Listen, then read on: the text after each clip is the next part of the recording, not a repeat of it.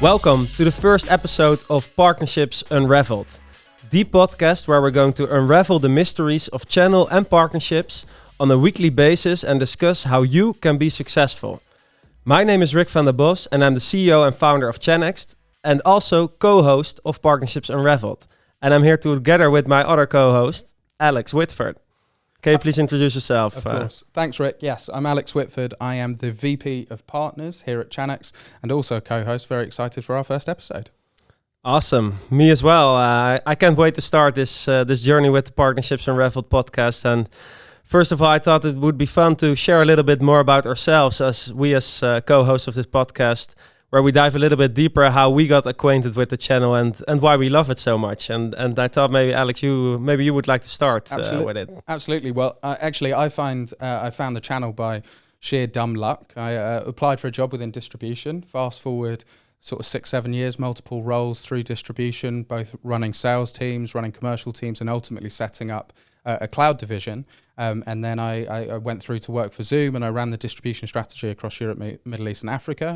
And that brought me to Channext. I'm super excited about working with the channel. Frankly, the work that it's done for my career, but also the network I've built, the relationships through vendor, distribution and partner. I think it's very rare to find a segment of business that aligns lots of priorities, that we can have business conversations about strategy. I think that's pretty unique and fortunately for my individual development and growth, but also the sort of commercial success that myself and my partners have achieved over the course of that time has been pretty amazing. And frankly, I don't think there are many areas of business where you can discuss sales, marketing, technology, ops, all in one go-to-market messaging.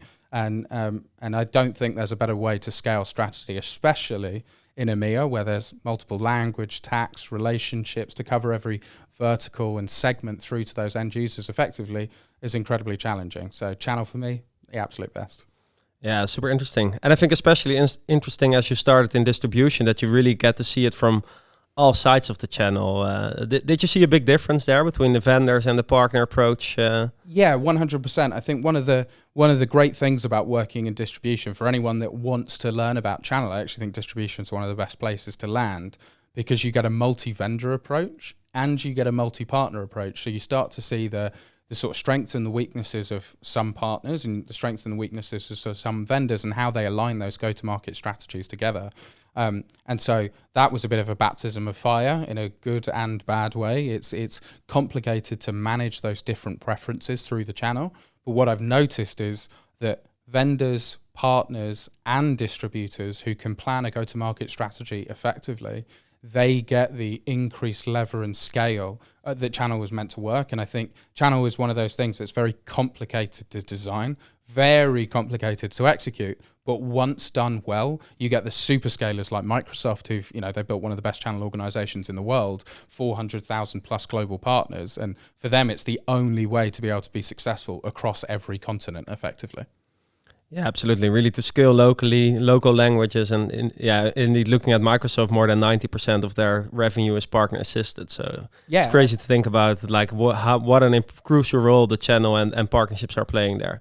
Yeah, exactly. And I think the channel absolutely was sort of born out of hardware, right? How do we ship hardware globally? How do we manage import taxes effectively? And that was the sort of first iteration. And I think there was a conversation maybe 5-10 years ago, is the channel going to be the vehicle for cloud? And then you look at Microsoft's success and you go, absolutely, because at its core, the channel is a way to manage people buying from people. Why do I want to go and recruit the CEO of Barclays, or I can go and recruit a partner that cares about how we're going to be successful, and they can recruit Barclays for me.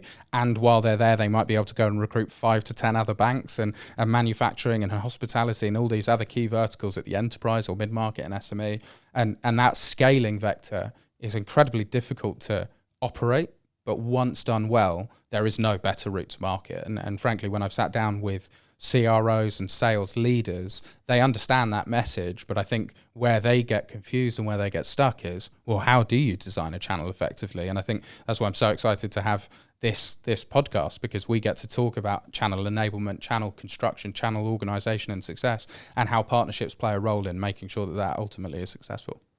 Yeah, that's super interesting. I think I would like to highlight one of the things you touched upon in the channel, coming more from a hardware situation and going into cloud and SaaS as well. I still remember when I was talking to friends or anywhere when I said, yeah, we do partnerships and we do it for software companies, etc. And people were like, why? Like you go to a SaaS website, you just fill in your credit card details and you're ready to go, right? But there's so much more to it. Like what's your vision on that? Yeah, absolutely. And I think, well, it's actually a debate that rages on high in lots of SaaS companies where they say, actually, our cost base is easier. We don't have to give any margin away. We can just contract directly. And I think that can be a very US-centric approach because it's one currency, one framework, one law, much easier to manage and deploy scalably within the US. But then as you then break out into somewhere like Europe where you go, well, hang on, the law in Germany is not the same as the law in UK, neither is the language, neither is the tax, and neither are the relationships, becomes much harder to manage that. And I think we are going to see this sort of coalition of, as SaaS providers are able to simplify the technology purchase, what becomes valuable within the channel is the relationship to the end user. And the partners that have the best relationships with those end users, they have the biggest opportunity because as technology is simplified, as purchase flow is simplified through very well-designed SaaS organizations, what we're going to see is those same partners can actually sell more technology. And so as you see with any 80-20 rule, that 80-20 rule becomes more and more extreme over time as the winners continue to win. And I really see that continuing to happen over the next 10 years. We've seen IT businesses be able to dominate in networking and security and communication, collaboration, and those pools are getting wider and wider and wider as vendors like Microsoft are able to hit more and more of those specializations. Those partners that have those key relationships into SME, mid-market, and enterprise are ultimately going to win.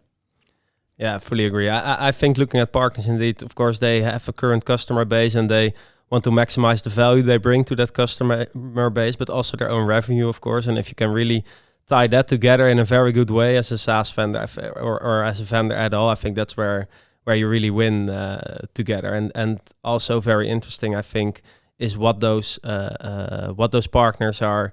Is combining those partners as well to work together on end use because they are really looking at a complete end solution as well. Yeah, I actually think this is one of the biggest challenges that I see in the channel is I think fundamentally channel organizations and sales leaders need to understand the two types of purchase flow that happen within the channel.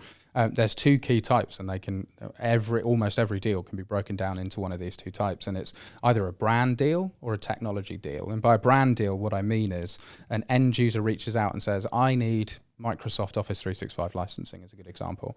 And that's an interesting purchase flow because as end users become more aware and do more of their own research, they're becoming far more brand focused.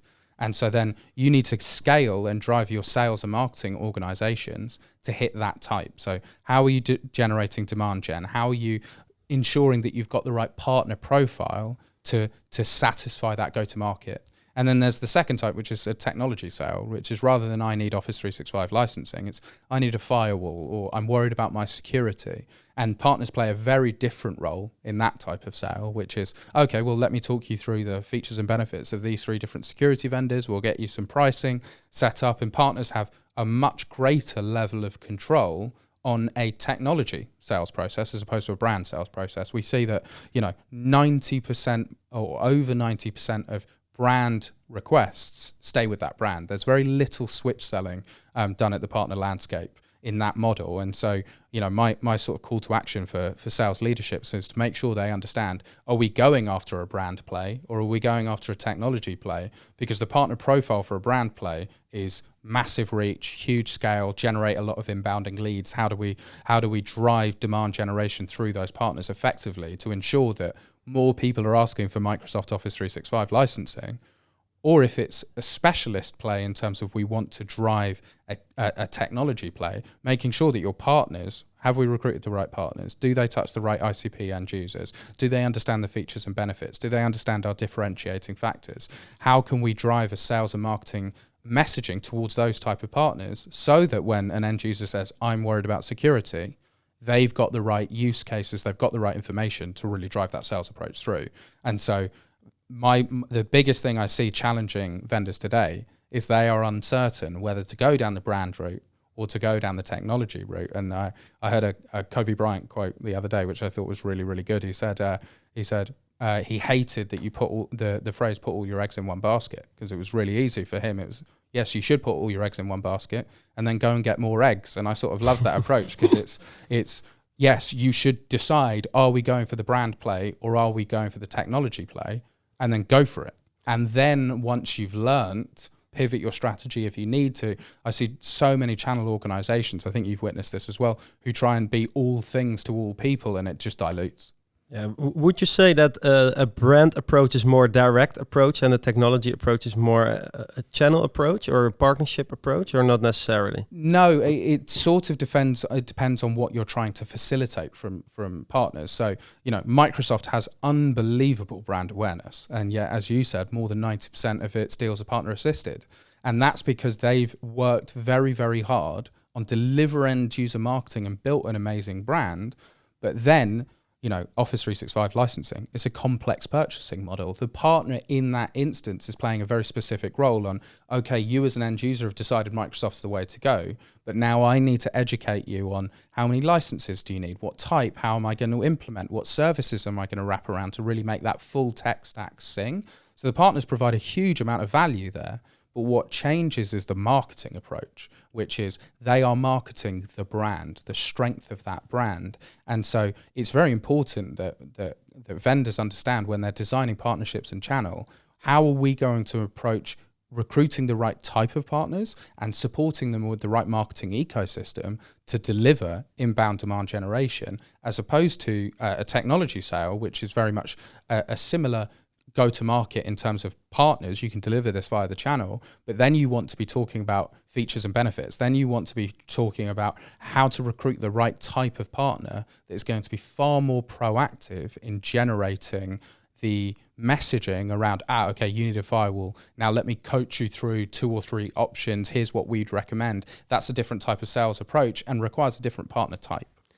Yeah, I think you're touching on a very interesting topic there, because what I hear from a lot of partners as well, but also really seeing in the market, the vendors who are really winning have very strong end user awareness, because a lot of vendors are pointing towards partners at a certain moment directing towards partners at a certain moment and say, okay, we're starting with partnerships, and then magically the revenues will start growing and will grow the channel, so to say. But that's not how it happens. Like, the strongest way by far to get partners very enthused about your brand is to show them that there is end user awareness. I always say to our customers and to prospects we're talking to, is like, hey, the partners are always following the market. So if they see that the brand is hot, like amongst end users, that's what you really want to focus on. So it's super important, I think, the brand approach indeed, to really make sure you get that good end user touch base, so to say, so that there will also be really created a pull effect towards partners from end users, because that's what really will drive the traction and get them to sell more and more as well. 100%. I think one of the pieces of advice I've given to sales leaders over and over again within the channel is partners only care about 3 things. And if you can answer these 3 things well, you've got a partner recruitment strategy. Who do we sell to? How easy is it to sell? And how much money can I make? And what you've touched on there is how easy is it to sell. If you've got an incredibly easy product to sell because there's so much end user pull through, well, actually, they're probably not going to care so much about how much money we're going to make, right? If there's a high revenue opportunity, high margin becomes less of a preference. If there's a low revenue opportunity, well, I need to make lots of money on each deal. And so brands that have very, very strong brand awareness and very strong end user pull through satisfy that second point over and over again. But I think when you're going to drive a partner recruitment strategy at scale, especially globally, answering those 3 questions is critical to success. And it's frankly something that I don't hear talked enough about in the channel, which is, are we easy to sell? Who are the type of customers we're going to make, and how much money are the partners going to make, and do they understand those things easily? If your channel account managers can't rattle those 3 answers off the top of their head, hey, training and strategy needs to be dictated from the top right. And it's really important that vendors understand. Are we selling via brand? Are we selling via technology? And what's the answer to those three things? Because ultimately you can't scale. Clarity is king, right? We need everyone within your sales organization, but also your distribution organization and your partner organization to understand that messaging. And that's why I like the all eggs in one basket, then go get more eggs approach, because if you're going to dilute your messaging internally, guess what? By the time it hits your end user, it's been diluted and rediluted. Whereas if you just say, this is exactly how we're going to market it, this is the type of partners that we need, this is the messaging we're going to take to end users, here's how we're going to drive demand gen, right? Then you've got a really linear approach, much easier to scale.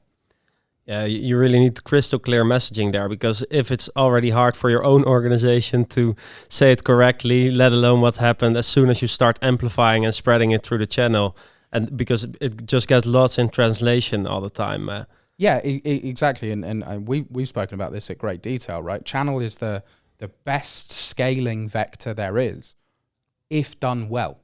But the trick is the execution, right? Once it's done well, yes, you're going to get, for every action, you're going to get 10 outputs, which is phenomenal. But you need to be able to ensure that those 10 outputs are having.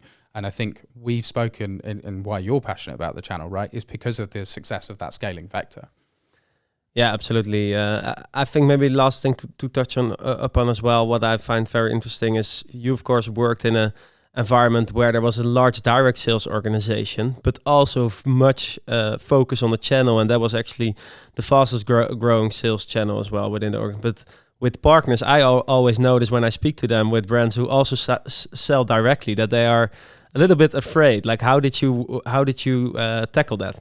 Yeah, exactly, and clarity, and I'm sure this will become a buzzword in this podcast, right? Clarity is king. So when we talk about who do we sell to, how easy is it to sell, and how much money am I going to make, the how easy is it to sell bit is where they're worried, right? Are you going to take my customer? How are you going to manage that? So setting very, very clear expectations and rules for how you manage that conflict will help mitigate that. But absolutely, right? If you go and speak to a partner and they hear you're selling direct, they're immediately going to worry, well, are you going to take my customer year 2? How do we manage this? How do upsells manage? And so driving that clarity through the channel is critical to long-term success, because, I've seen channel organizations die because they took deals from the wrong partners, right? And unfortunately, when I was at Zoom, we were able to scale very strong messaging and clarity through the channel, and that's why we saw the channel organization continue to grow and continue to be successful.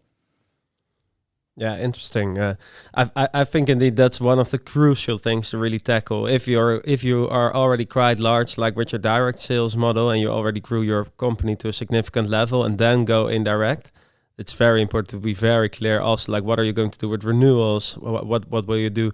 Like with everything, the better you communicate it to your partners at the beginning, so like in the recruitment phase already, the better it is. Exactly. Most partners are willing to work with an organization as long as there is very clear understanding of the rules of engagement. Now, one of the sort of sales messages that I take to partners when we talk about brand awareness, well, a very strong direct sales model and a very strong end user marketing model is great for brand. So the pull through is intrinsically there, but then obviously there comes conflict, and you need to understand the very clear segmentation rules. How do you manage renewals? How does deal registration flow work? All of that understanding, so that conflict is minimized. And frankly, there are no channel organizations that do it perfectly, even when there's no direct organization, right? Because how do you manage 2 people bidding on the same end user? Well, is it the same deal, or are they in 2 different departments? All of that conflict needs to be managed. And it's one of the key things that, is important for everyone to understand,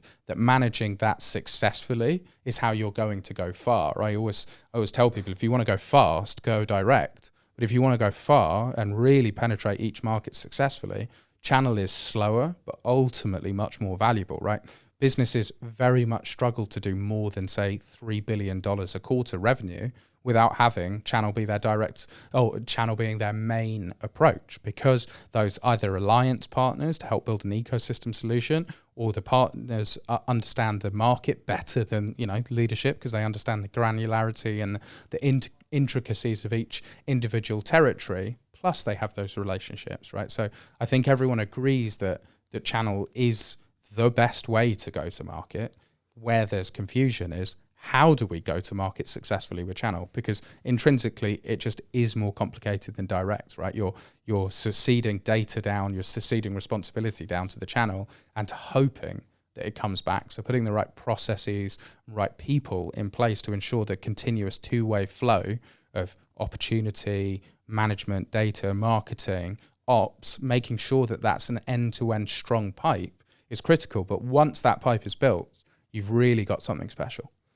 Yeah, I also think that there's like a unique chance for a lot of vendors by being extremely transparent to the channel and to the partners, because I think on that case, what we were just touching on, for example, about everything like, hey, but how does your direct sales team relate to your channel and stuff like that? It's always pretty behind closed door, right? You only know it as soon as you get into the partner program and stuff like that. But I think if you get it to the front, that as soon as you start communicating to partners and you try to get on board and just literally talk about it, like, hey, how do we deal with stuff like this? How do we, if you get a customer in, what will happen in the years after, stuff like that? I think those are literally the question that's popping up in the mind of the partners all the time. So if you address them before, you have a much higher success rate of getting new partners on board as well. Yeah, 100. My biggest bugbear of sort of sales methodology is when people avoid the painful topic. Because for me, I'd rather qualify someone out very quickly by diving right on the painful point. And if the answer from a particular partner is, I don't sell vendors that have a direct organization, that's fine. But then I'd rather know that within the first 5 minutes, save my time, save your time. Whereas I think there can be a habit of salespeople to hopefully we just avoid this long enough that they're too far down the line. But then it becomes very painful, becomes very, very unwise to then unpick that solution further down the line. So yes, as sort of channel leaders, decide on how you are going to tackle that and be very strategic, right? I think very often channel design is a reactive habit. You know, who's wanting to sell our product? And typically that will happen because, I don't know, an end user decides that they like this solution. So they reach out to their partner of choice and their partner suddenly decides, hey, I want to sell this vendor and starts to try and open up a relationship. For me, the opposite should be true, which is, who do you want to recruit? Why do you want to recruit them? Do they satisfy go-to-market? It does bring its own challenge, which is channel congestion, which I know you know a lot about. Yeah, absolutely. Maybe it's also fun to tell a bit more about myself, how I got acquainted and also in love with the channel and partnerships. With me, it actually started at a pretty young age already, at least how I got acquainted with it. I come from a channel family, so my father worked at Apple, my uncle worked at Microsoft, and they were chatting about channel all the time. It was a regular topic at our kitchen table. So I think I always, like, without even myself noticing, peeked in a little bit when I was, gaming on the couch or so, something like that. But the older I got, the more it started to interest me, and it was always about indeed recruiting partners and how to engage them and how to get them into revenue, or how to let them make revenue and stuff like that. So when I was 20, I started my own company for the first time and decided, well, my passion was marketing. So I was already building websites when I was very young, doing some advertising and stuff like that. So I thought, well, I'm know a very little bit from channel and partnerships. I know quite so much about marketing, so I'm going to make an agency where I work for vendors and actually I'm responsible with my agency to activate their marketing programs to their partners and make sure they kept engaging with it. And there I found out how hard it actually was. The impossible job, yeah. Because indeed, when I started, I had this dream of working on the creative, on the strategy part a lot, etc. But the reality is that we were with 5 people, and 80% of the time we were all calling partners and chasing to make sure that it got activated, that it got engaged, that it was published to their website, to their social media profiles, etc. And I think that was what literally, indeed, where I started to realize, like, how is it possible that we've got this ginormous brands working with partners, but that still the cooperation is so difficult. Yeah. And because of it, I started to talk to so many partners, and I really started asking questions like, hey, I know that you have all these portals and there's a massive amount of content in it for you, but I see that you are hardly utilizing it, or at least that it's costing me a lot of effort to make sure you are actually using it. And why is this the case? And that's indeed what brought me a little bit to the conclusion of that we are suffering from congestion in the channel, because the reason is that all those partners, they have multiple vendors to manage. So when I start talking to them, I ask them what's average around 20 to 30 vendors. Everybody wants them to participate in their marketing activities, but for the partners, it's simply impossible. They are so overwhelmed. Usually, they only have a few FTE who are focused on, if lucky, who are focused on those activities, but they are responsible for all their corporate marketing stuff. They are responsible for engaging with the brands. They are responsible for all their vendors. And they just feel super overwhelmed. And I think that's a thing within channel and within partnerships that we really need to give a lot of thought. If you want to create a successful channel, you really need to think, okay, I'm not the only brand who's competing with, or I'm competing with multiple brands for the same partners. So you need to continuously think about how can I make it more easy for partners to do business with me. I think that the second topic you touched, indeed, out of the three, of course, is how easy is it to sell it, and that entails multiple things. So it's training, it's helping them with marketing, it's helping them find customers, and really doing that together. And that should be like a continuous development and continuous process.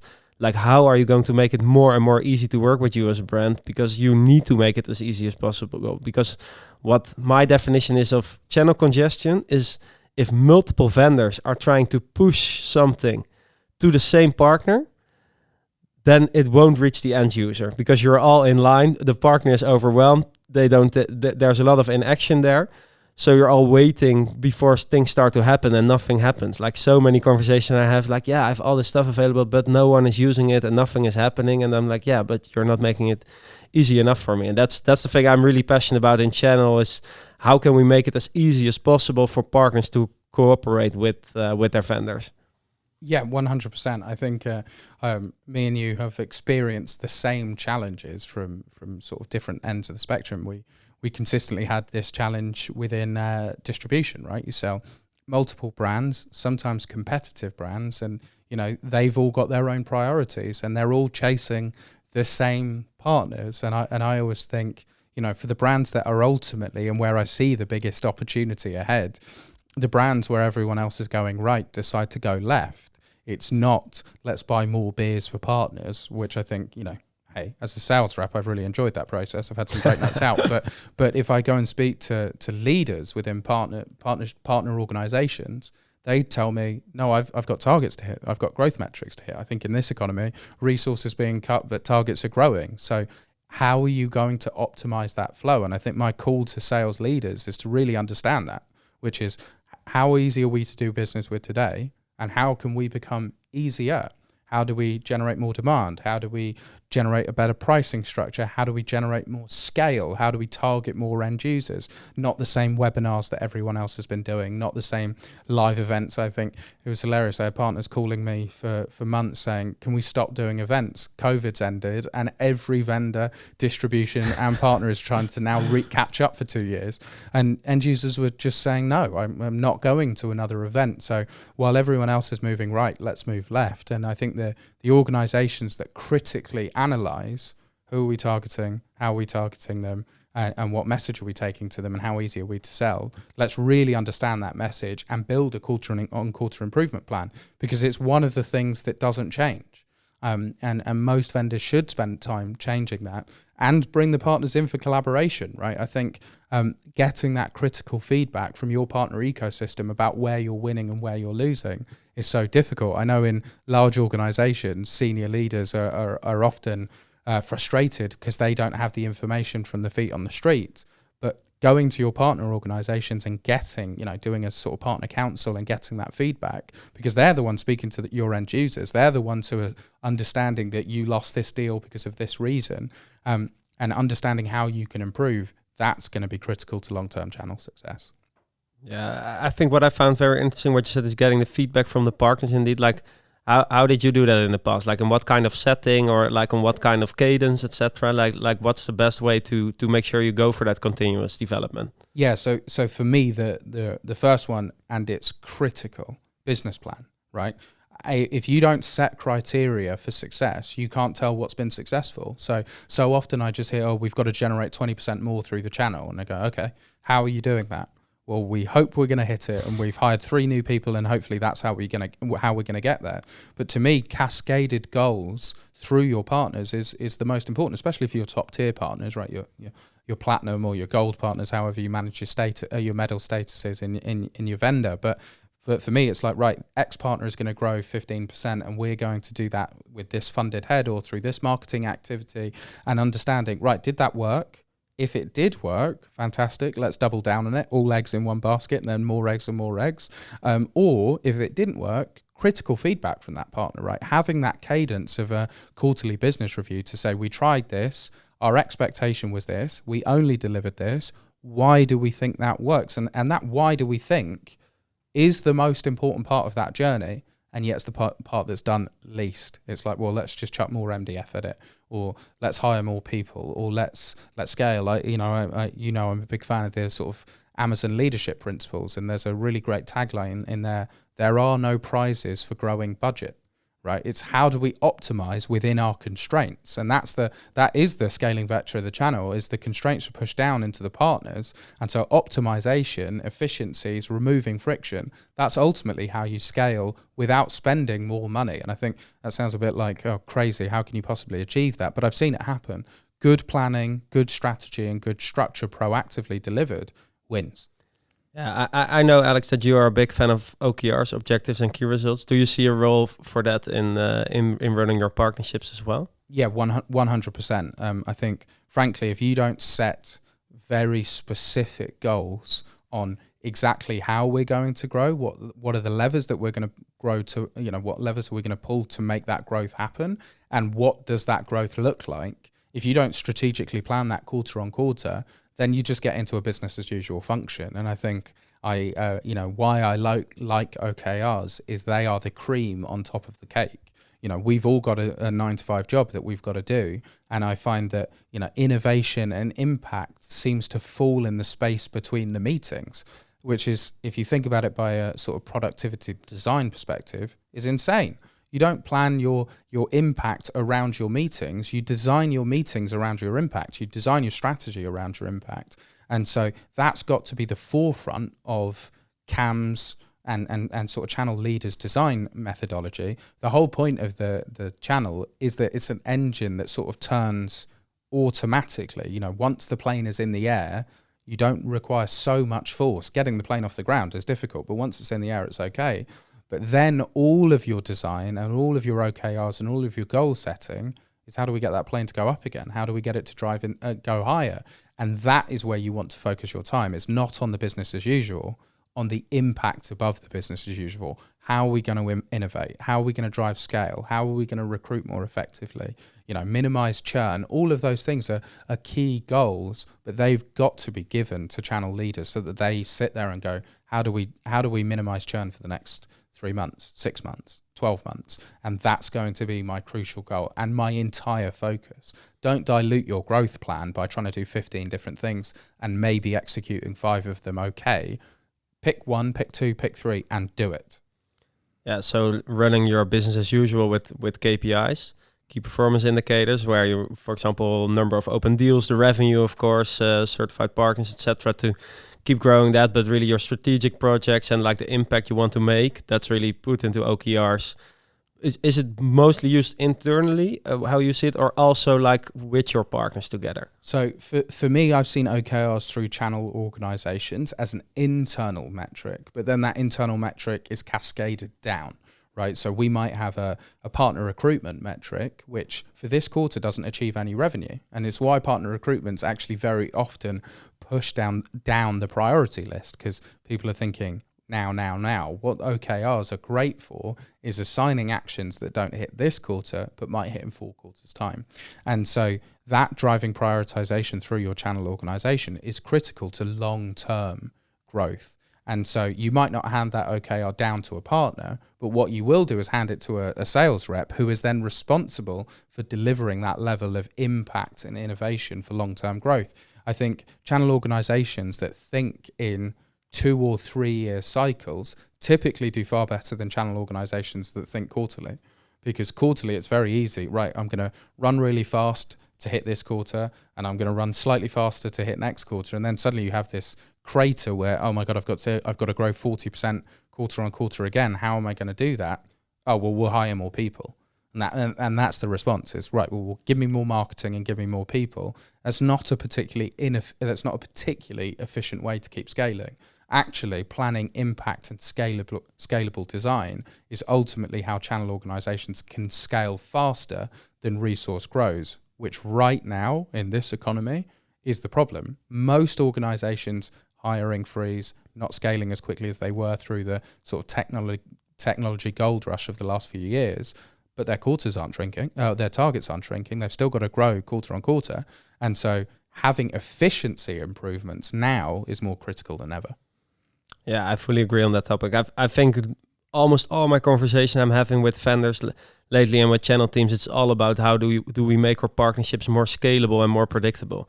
Because literally what you're saying, indeed, the targets still keep growing, but the resources are never growing at the same pace as the targets. Yeah. And from there on, like, if you need to do more with the same amount of resources, you need to make it more scalable. And if you need to do more with the same budget, you need to make it more predictable, because the money needs to hit a mark, or the budgets need to hit a mark that you're spending. And for me, the answer has always been data, right? Data, whether it's deal reg indicators, where it's recruitment drivers, where whatever new product information, that data is critical to plan scalable growth.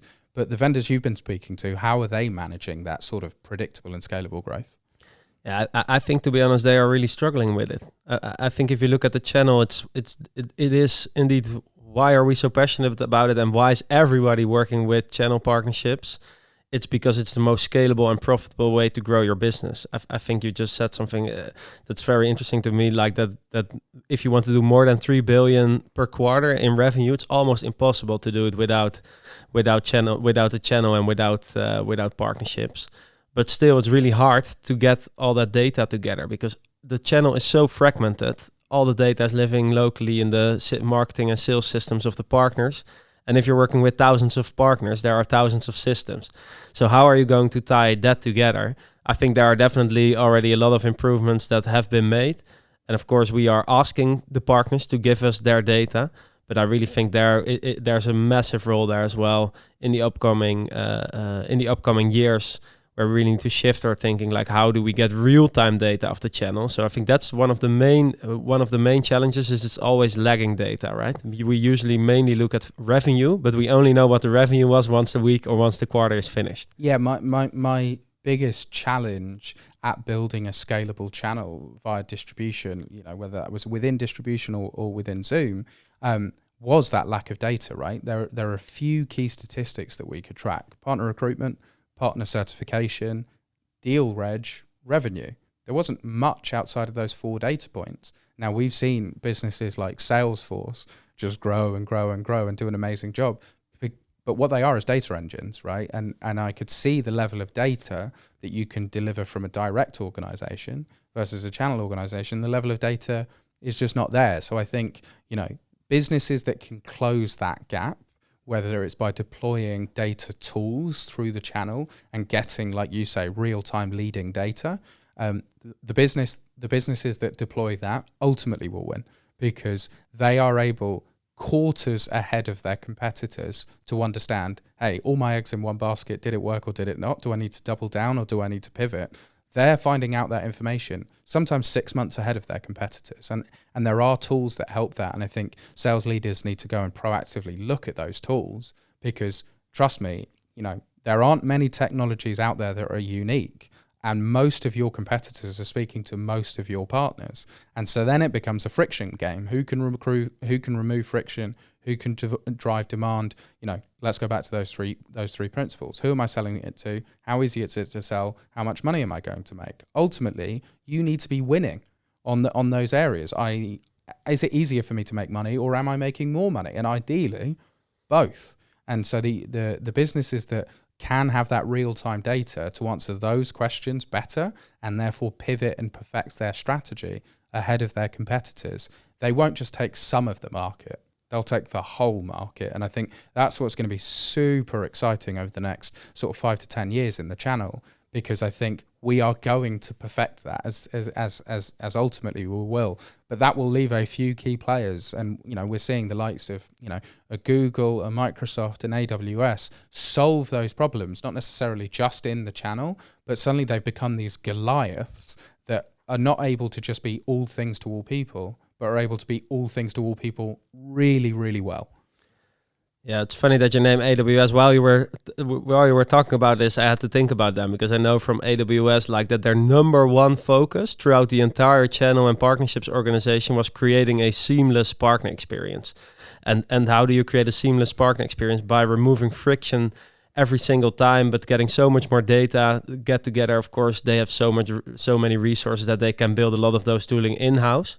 But that's how they could win. They were like by far the largest super scaler of the three of them, and still are the market leader there. And I think indeed, the better you can provide that, the better you can service that. That's how AWS became so big, all through their partnerships network as well. Exactly. And then I think if you're, we all want to be the sales leader of a Microsoft, a Google, or an AWS. But for your smaller players, you absolutely can deliver that same type of tooling and that same type of process. AWS have a fantastic principle around long-term thinking, right? They aren't thinking quarterly. In fact, they're thinking in 5 to 10 year increments. And when you've got that long-term vision, you make smarter decisions, because you're not just worrying about hitting this quarter. You're worrying about, how do I hit for the next 12 quarters, right? And that's critical. And once you start thinking in that vein, you start to go, okay, minimize churn, recruit partners, deliver end user demand gen, do that at scale, ensure that we've got every vertical covered, ensure we've got every segment covered. And then you start to plan your channel far more proactively. And it's, it's something I've been super passionate about, just being a bit of a channel and a business nerd. How do you solve that problem? And for me, it's just simple. It comes down to, how easy are we to do business with?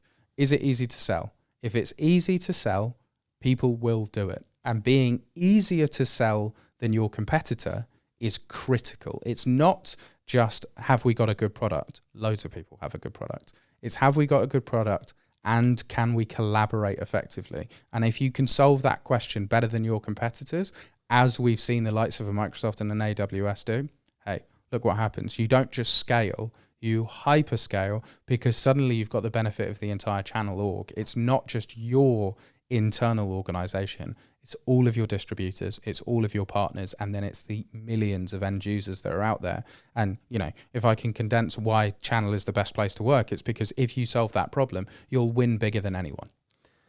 Yeah, I think what I found really interesting from that being easy to sell is, the only way you can become very easy to sell is if you know a lot about your partners. Like you touched upon markets, verticals, stuff like that.